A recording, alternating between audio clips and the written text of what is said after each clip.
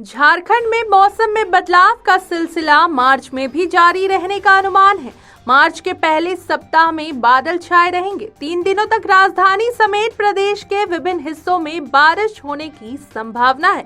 मौसम विभाग के अनुसार 1 मार्च से 5 मार्च तक यह असर रह सकता है। 3 से 5 मार्च तक राज्य में हल्के से मध्यम स्तर की बारिश होगी। तेज हवा के साथ बारिश होने का येलो अलर्ट जारी किया गया है। न्यूज इंडिया 24 से दिलप्रीत कौर, ब्यूरो रिपोर्ट।